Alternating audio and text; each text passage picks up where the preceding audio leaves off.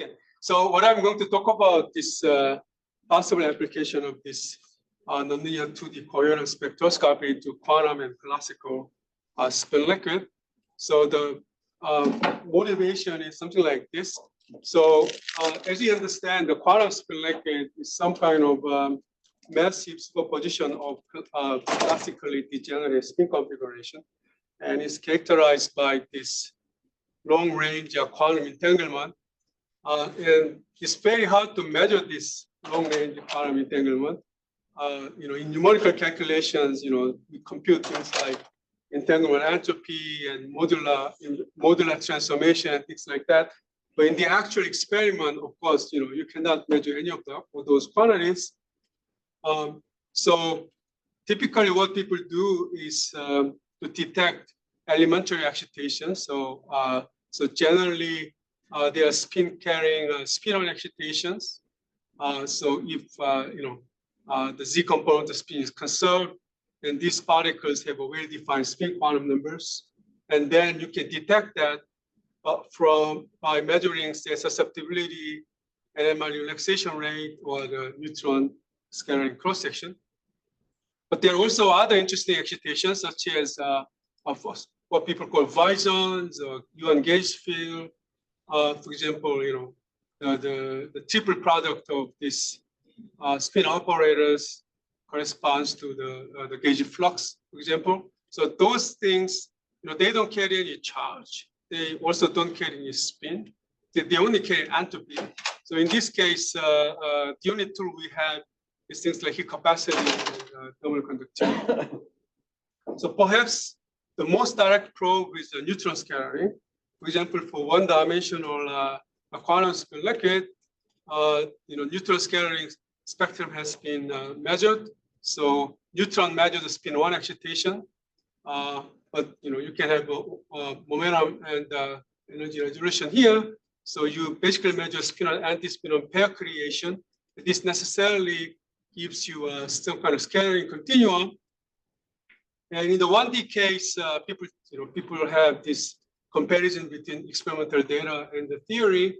And the upshot of this comparison is that you can identify, say, well-defined, some kind of minimum dispersion of this continuum. So you need to know all the detailed structure to conform the quantum spin liquid by doing a neutron scattering experiment. And this is very hard to do in 2 dimensions and 3 dimensions. So far, there is no equivalent conformation like this in a higher dimensional system.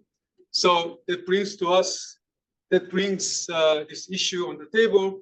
Can we actually use the 2D coherent spectroscopy to probe a quantum spin liquid state? So this work was directly inspired by Peter's prior work, and I met Peter in Japan. He was telling me all that before this paper came out. And then I thought, well, why don't we apply this to an exactly solvable quantum spin liquid ground state? That's basically a Kitaev model. So I'm going to explain what we found for this system. And there's some unpublished work that I like to talk about. So this is the 2D spectroscopy theoretical results for a classical version of the Kitaev model. So I'm going to compare the quantum results and classical results, and you'll find that there are some surprises. Okay, so a lot of people here are familiar with this, but since this is not a quantum magnetism community, I'd like to review briefly the physics of Kitaev model. So this is the spin-half bond-dependent Ising interactions. So depending on the X, Y, Z bond on the honeycomb lattice, we have the corresponding Ising interaction. So here along the X bond, we have sigma X. Along the Y bond, you have sigma Y interaction like that. So Kitaev solved this model by rewriting a spin operator as a product of one of the B minor fermions and C minor fermions. So there are 4 minor fermions in this representation, and there's some kind of constraint. So upshot here is that if you rewrite your model using this representation, then this combination of B minor fermion commute with the Hamiltonian. So it becomes essentially a number complex number. So by the time you realize that this is just a number, then it becomes a quadratic Hamiltonian, and we are all trained to solve quadratic Hamiltonian. So we can easily solve this. So you can diagonalize this Hamiltonian very easily. And one important quantity to consider here is that if you make a product of all those spin operators around the hexagon, and this operator also commute the Hamiltonian. So this is also invariant here. And the value of this operator can take plus minus 1 value. And if you diagonalize this Hamiltonian, then you get this nice Dirac spectrum. It's very similar to the spectrum you get for the graphene. And it turns out that the ground state is in the so-called zero flux sector. So all the eigenvalues of WP operator on each hexagon is essentially plus 1. So using this property, we can actually enumerate all the possible eigenstate, not just the ground state, but also the excited state. And essentially, there are two important sectors here. So there is a fermion sector, there's the Majorana fermion sector, and there's also a flux sector. So in the ground state, all the WP operators plus 1. But you can imagine that in some excited state, some of the plaquet here may have eigenvalue minus 1. So those will correspond to some excited state configuration. So let's take this model and let's see what we can do for the 2D spectroscopy. So one important thing to realize is that the single spin flip process in this model, or if you actually apply a spin operator on the ground state, then two things happen. So first of all, you create a fermion, a Majorana fermion at this site, but at the same time, one can show that this U operator changes sign, and because of that, the flux near this Majorana fermion position or fermion position essentially flip the sign. So you create some kind of pi flux at the nearby plaquet here. So if you apply, say, sigma Z operator, then you create a flux across the Z bond. If you apply X operator, then you create a pi flux across the X bond, etc., etc. So depending on which operator you apply, the location of this pi flux essentially changes, and that's going to be very important. Question: Is that an actual magnetic flux? It's not a magnetic flux. It's basically what happens is that the product of 6 spin operators here, it becomes the value of that operator eigenvalue becomes minus 1. So this particular operator changes sign. It's not a magnetic flux. Yeah, sorry, but we call flux because it's a flux of the underlying gauge field. Yeah. Great. Okay, so let's see what happens to the usual linear response. So this is the computation of dynamical spin structure factor. So what actually happens is that, because of the fact that you're always creating a 2 flux in addition to the Majorana fermion excitation. So in order to create a spin excitation, you have to pay energy for the creation of the 2 flux.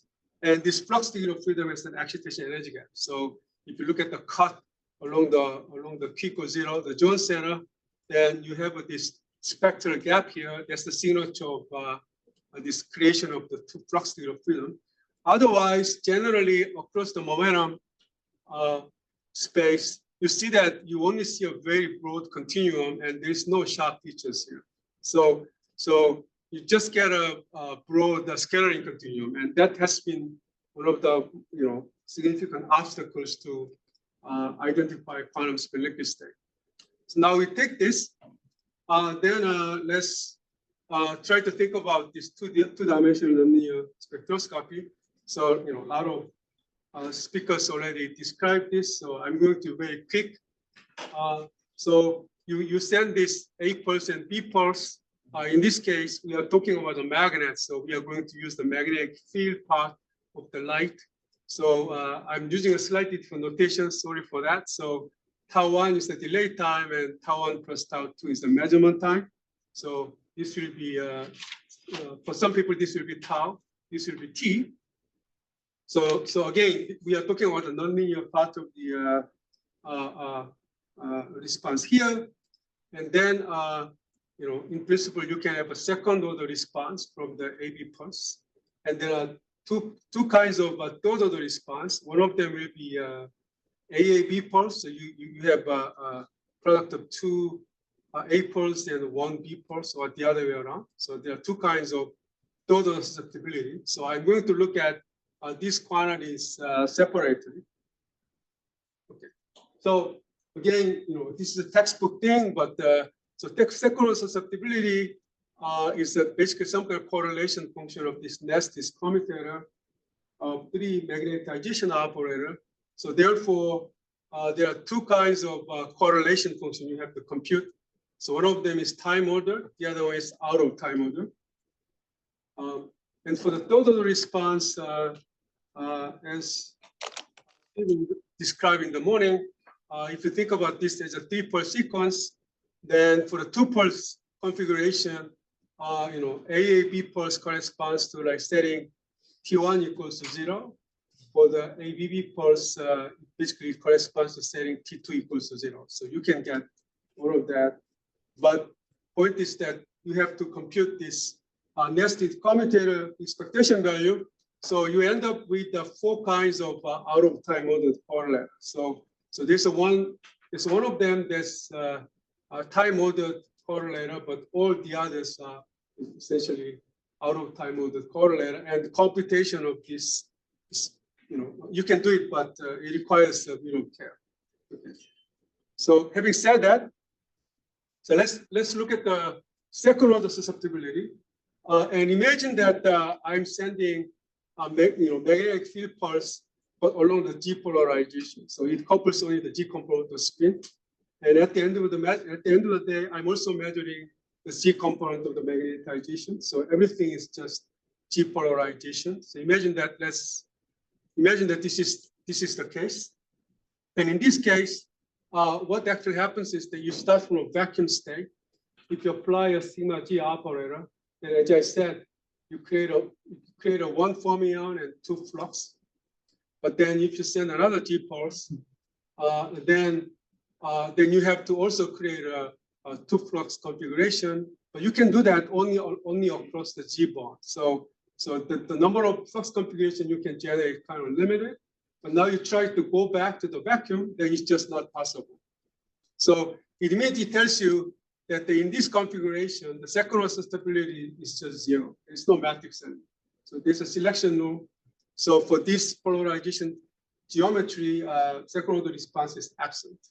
So we go to the third order, and remember that there are 4 kinds of out of time order correlators that I have to compute. So let's look at the simplest one. This is an ABB pulse sequence, and then you just use a spectral representation here. It's a PQR, some intermediate state you can have. So you start from a vacuum, then you generate this. You start from vacuum, you go to the intermediate state R here. You create 2 flux, 1 fermion. Then you go to the another intermediate state, the more excited state. So it turns out the lowest energy state you can possibly have is this 4 flux configuration with no fermion. And then if you apply sigma G again, then you can destroy one of these 2 flux configurations. So you end up with a 2 flux 1 fermion configuration again. Then you can go back to vacuum. So there is actually a finite matrix element to this. So notice that this state, the energy of this state will be, so there's an energy cost for creating 2 flux configuration. There's an energy cost for 1 fermion, and there's also energy cost for creating a 4 flux configuration. So if you look at, if you work out, say, Fourier transform of this time-dependent factor, so then essentially for the tau2 direction, so Fourier transform of tau2 will be omega 2. Fourier transform of tau1 will be omega 1. So actually omega 1 is what you guys call omega tau. Omega 2 is actually what you guys call omega t. Sorry for the changing the notations here. So you can just read off the Fourier component from this time dependence. if you work out essentially the energy scale here, there's the energy for the R state, this guy, essentially the two flux energy plus quasi-particle energy. Similarly for the P state, this guy, again, the same thing. It's just that energy of the fermion can be different for this configuration. So nonetheless, you just plug in those numbers and you get expression like this. And in principle, this is supposed to be the location of a peak, if you like. But just remember that I actually have the sum of all possible intermediate state, meaning that the epsilon R and epsilon P can have some arbitrary value, some possible. So this is not a fixed number. I actually have to do the integral or the sum. So it turns out the biggest signal comes from some kind of resonance condition, namely that if you assume that in this process, say the intermediate R state, the intermediate P state, if the quasi-particle energy is exactly the same, so I'm basically going back to the same excited state before and after, then you can show that then you can show that the expression becomes particularly simple, and then you get this diagonal line, essentially omega 2 equals to omega 1, but its energy has to be always bigger than the two flux creation energy. So that's why you have absence of signal below this energy scale, but above that, you basically have a diagonal signal like that. So this essentially corresponds to in some sense, this is not terribly different from the linear response theory, because along this cut, again, it's a continuum, and there's some kind of two flux excitation gap. So it's not terribly different from the linear response from that aspect. But the next one is slightly different. So in this case, I'm looking at this R3 response. This is typically what gives you the rephasing signal for the magnon system. And in this case, actually, I'm missing flux here. I don't know what happened. So you again create, the configuration is same. You create two flux and one fermion, and the same thing. It's just that the phase vector in this case is quite different. So again, if you work it out, now the energy scale for the four flux configuration comes into the phase vector. So the eigenvalues for omega 2 and omega 1, that's the Fourier transform of this, essentially corresponds to these two quantities. Keep track of it. Then again, if you require a resonance condition, imagine that energy of a quasi-particle or spin-on of fermions for the R state and the P state are the same, then you get this anti-diagonal signal. And also you can read off the kind of threshold values for this signal, and it depends on, say, energy scale for the two flux creation or four flux creation. So you get actually a lot of information about guitar spectrum, not just quasi-particle, but also the flux degree of freedom. And this is, at the end of the day, the results. I told you, right? There are four kinds of out of time of the correlators. This is for the AAB channel. This is for the ABB channel. And so this is the diagonal signal that I talked about. This is the anti-diagonal signal, slightly shifted by flux energy scale. It turns out that there's also a signal along the diagonal direction, but this signal is actually shifted by flux creation excitation energy scale. Okay, so all right. So I think I'm gonna skip this. So now the one question I was asking is, how quantum are these signals? Can you actually get any of the signals from classical movement, right? So that's an important question.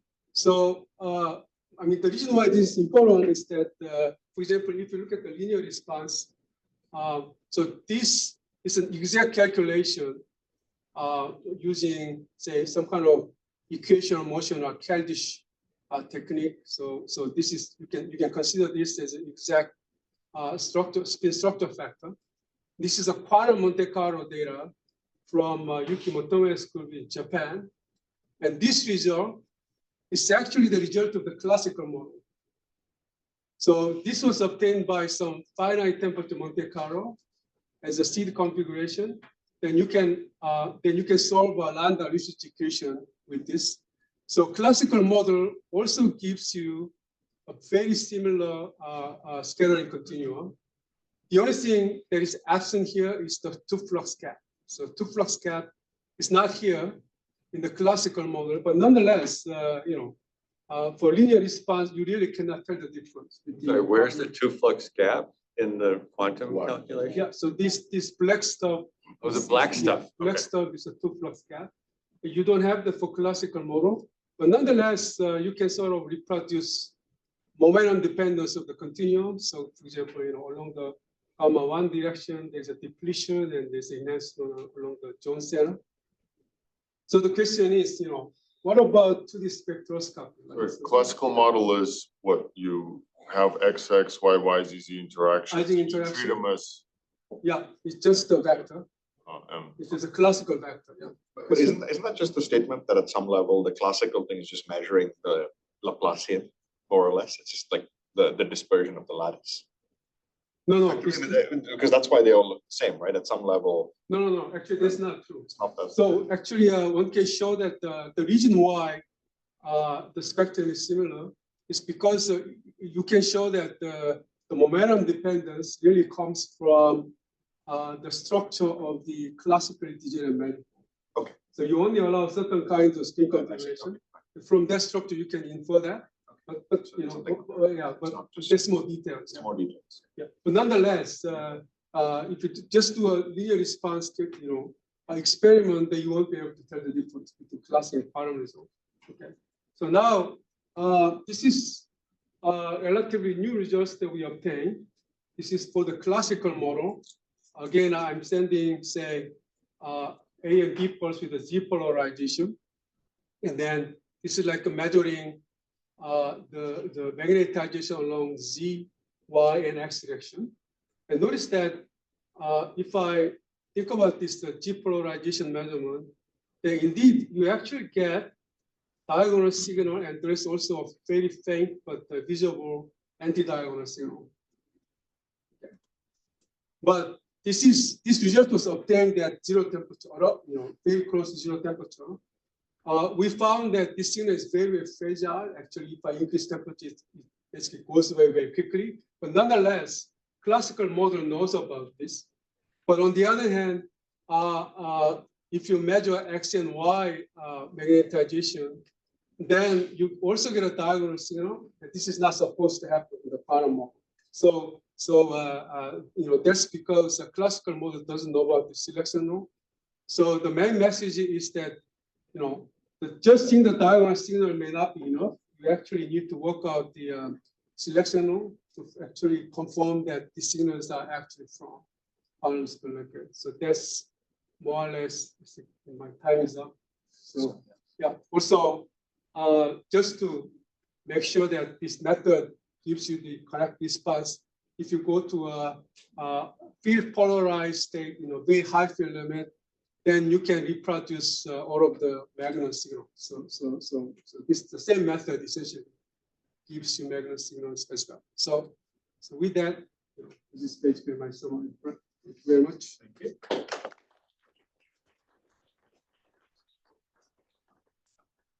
Some questions, but I think we have time for maybe one. All right. So in the linear response, you should be able to see the gap, though. Is that not correct? Yeah, so in the quantum model, you should be able to see the gap. But in the classical model, we don't see that. So, but quite often in the actual experiment, is that energy scale is very small. So the neutron resolution may not be able to resolve this. So yeah, if you can do it, then obviously there's a strong evidence. Yes.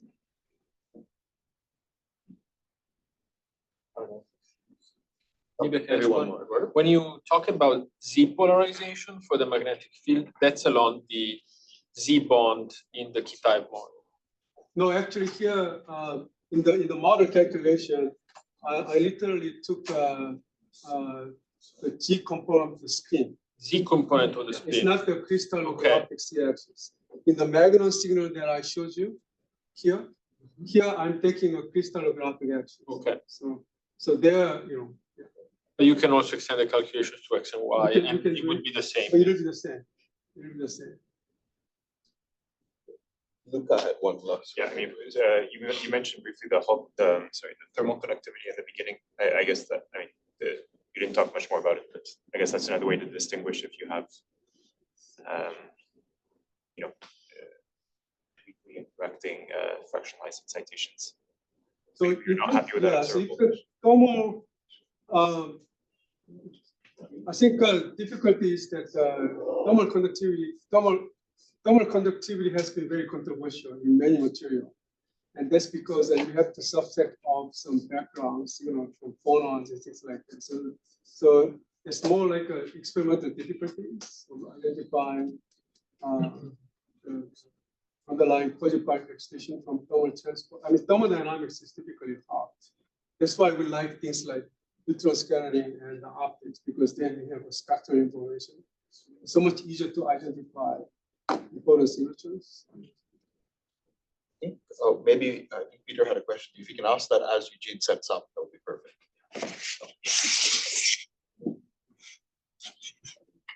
So, one of the things when I thought about this in the context of Ising model, I wondered, apparently that doesn't work out there, but if you have put in interactions, so you get interactions between Right. whether or not it would manifest itself as kind of interference terms. And I guess this doesn't really come out in the Ising model. It's possible. Yeah, I think that's possible. I didn't have time to explain. For example, I told you this diagonal comes from some kind of resonance condition. Right. And that comes about because the matrix element becomes a positive factor for that particular cluster. In other cases, because of the interference, it can all cancel out. So if you have some additional scattering interaction channel, yeah, then you can imagine. Things become finite. That's right. Some channels may have so fine. Yeah, so that could be that's information just completely inaccessible. Yeah, exactly. Yes.